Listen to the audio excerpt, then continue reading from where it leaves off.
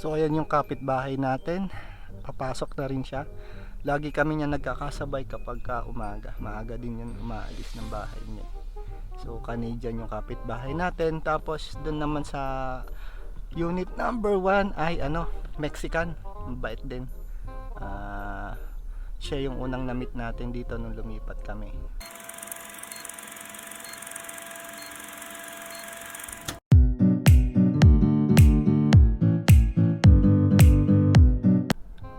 Dumaan lang ako saglit dito sa may A&W na malapit dito sa pinagtatrabahuhan ni Mrs. Bali magmula dito sa kung saan tayo nakapark ngayon, tatawid lang tayo doon sa doon sa kabila.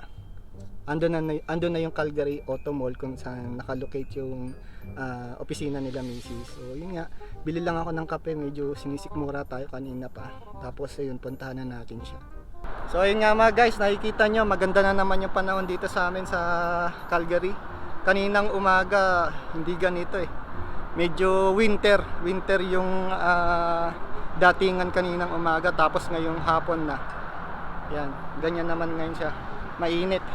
Paano hindi tayo magkakasakit dito, pabago-bago yung temperature sa isang araw. Yeah, just one sugar, make it one sugar. Yeah, 220. So upo muna tayo habang inaantay natin yung kape natin. Balik kahapon kasi andito rin ako mga ganitong oras. Tapos may na-meet tayong kabayan. May minute akong kabayan. Bali OWP siya ng isang international student. Binenta ko kasi yung libro ko na ginamit ko doon nag-aaral pa ako sa SAIT. So nakita ko kasi sa Facebook group na member din ako. Naghahanap siya ng ganong libro, yung international student na yon. Sa SAIT din kasi siya nag-aaral. Tapos ayun nga, di ko naman ginagamit yung libro na yon, kaya binenta natin. So yun nga, kahapon nga dito kami nag-meet nung kanyang OWP. Isa kasi siyang, yung OWP niya kasi ay nagdo-DoorDash. Nagkataon meron siyang pick up dito sa A&W na to. So nagkataon din na malapit to doon sa pinagtatrabahuhan ni Mrs. Kaya dito kami nagkasundong mag-meet. 5:30 pa lang, magpa 5:30 pa lang ng hapon dito at medyo tirik na tirik pa yung araw. Malapit na rin kasing magpalit ng ng oras dito sa amin, yung tinatawag nilang daylight saving. So siguro somewhere in March yun. Di ko pa alam kung ano yung saktong petsa, pero last year kasi mga, kung daw nagkakamali, second week or third week ng March nagkaroon na or nagpalit ng ng oras dito.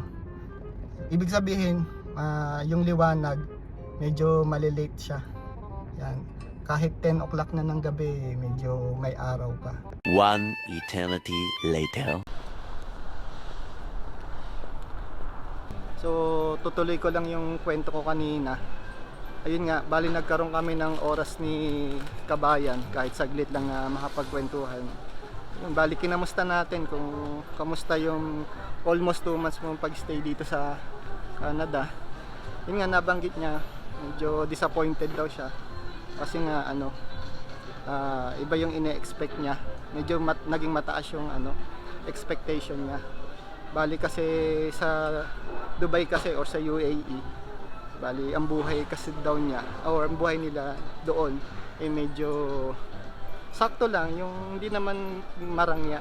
Maganda kasing company na pinagtatrabahuhan ni Kabayan. Bali nagtatrabaho siya sa MR, MR Properties. Sa mga taga UAE dyan, alam niya naman kung gaano kaganda o kalaki yung company na MR. So minsan sa buhay ko pinangarap ko rin na makapagtrabaho doon. Maganda kasing company yun, malaki. So syempre engineer siya doon, kaya medyo mas mataas yung sahod niya or maganda yung trabaho, maganda yung mga benefits. Ayun yung mga kwento niya sa akin. So yun nga, kaya siya rin na huling pumunta dito. Bali ang ginawa kasi niya, hindi siya nagpaka-agresibo na basta na lang nag-resign sa trabaho. Ang ginawa daw niya, leave muna siya ng 3 months. Bali kasi sa Middle East, ang 1 year mo contract is equivalent sa 1 month na bakasyon. So siguro yung kanya naipon yung bakasyon niya, kaya umabot ng 3 months. So dito magto 2 months pa lang siya dito sa Calgary. Tapos next month nga babalik na siya ng UAE para bumalik doon sa company niya. Parang yun nga, pansamantala lang naman yung punta niya dito. Kasi nga aaralin niya muna daw yung sitwasyon. May mga balita kasi siyang or kwento kasi siyang naririnig sa mga kaibigan din niya na nandito na kay show ganito daw dito sa Canada, medyo mahirap sa simula. Huwag kang nag-expect ng medyo mataas kasi nga iba yung buhay dito. So yun yung tumanim sa isip niya, kaya ang ginawa niya, nagbakasyon na lang muna siya. Ayun, yun yung fallback niya. Meron siyang babalikan sa UAE, which is okay naman. Medyo sang-ayon ako dun sa ginawa ni kabayan na yan. Kasi nga syempre, di naman lahat ng daliri natin pantay-pantay. Kumbaga, yung kapalaran ni Juan hindi naman pwedeng maging kapalaran ni Pedro. Siguro si kabayan nagpaka-play safe na lang din siya. Especially ang pasok nila dito is international student. So expect mo na yon, malaki talaga yung gastos. Ngayon kung yun nga kagaya niya, ilang linggo na siya dito or almost sa 1 month niya, hindi siya nakakuha ng magandang trabaho. Di naman daw siya kasi nag-expect na kung anong trabaho na meron siya sa Dubai, ganun din yung makukuha niya dito. Gusto niya lang is medyo at least office setting ba.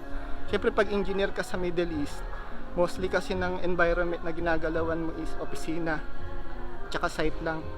So yun, hindi naman daw siya naghahangad ng ganong setting.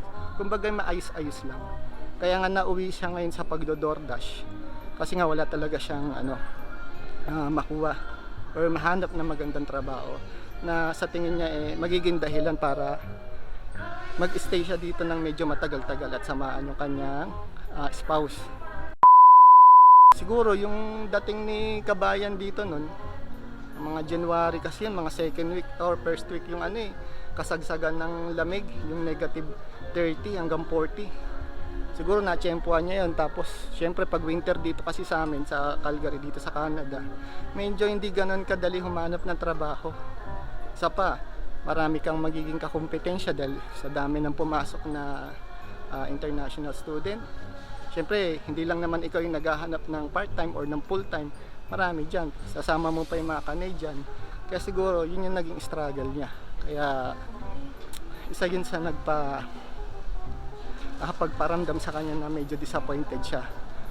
Ayun, yun nga, gaya na sinabi ko, medyo okay yung ginawa niya na meron siyang babalikan, meron siyang fallback na yun, ginamit niya rin yung isip niya na hindi muna siya nag-resign, pupunta muna siya dito, aralin yung sitwasyon, tapos ayun, kapag nakita sa tingin niyang okay, stay, pero pag hindi, may babalikan siya. Kaya sabi ko na lang sa kanya, good luck. Tama naman yung naging desisyon mo. Di rin naman kita masisisi kasi kanya iba-iba tayo ng kapalaran, sabi ko. Ganun na lang. Tsaka ayun, tanong ko nga kung kailan siya babalik dito sa Calgary, dito sa Canada. Sabi niya siguro baka pagka malapit ng graduate yung kanyang spouse. Kasi syempre dito, kung dito siya magtatrabaho, baka mahirapan sila sa financial. Di kagaya ng pag nandun siya, maganda yung company niya, ibig sabihin hindi hirap hindi hirap sa financial. Kasi alam niyo kasi sa Middle East, pag nasa maganda kang company, bukod sa tax free yung sahod mo, meron kang mga extra na halimbawa may pasasakyan, tapos bukod sa sasakyan meron pang gas, may libre yung petrol, nung sa company ko noon libre may company car ako, tapos may petrol card ako for 1 month, tapos meron ka pang libre pa yung housing mo. Tapos pag swerte ka na maganda talaga yung company mo at meron kang anak, yung tuition fee ng anak mo, kalahati nun, sagot pa ng company. Tapos syempre, meron din kaming health insurance na health card kung tawagin namin. So, yun nga lang talaga, hindi ka mapi-PR doon or magiging resident kahit matagal ka na nag-stay or nagtatrabaho sa bansa na yun. Yun lang yung medyo hindi maganda sa Middle East. Pero, yun, no comparison naman. Siyempre, pumunta tayo dito, ito yung pangarap natin. So, hindi na lang tayo magluluck back doon sa mga nakaraan. Bagang move forward.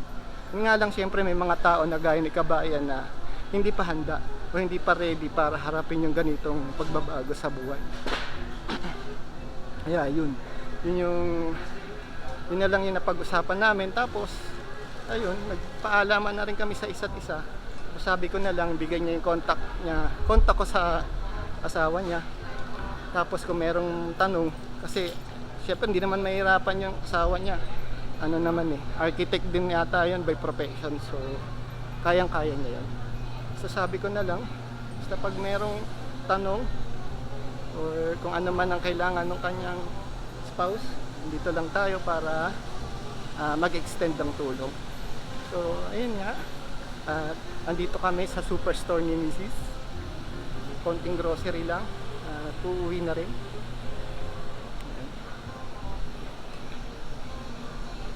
So mag-grocery muna kami guys, at see you na lang to our next vlog.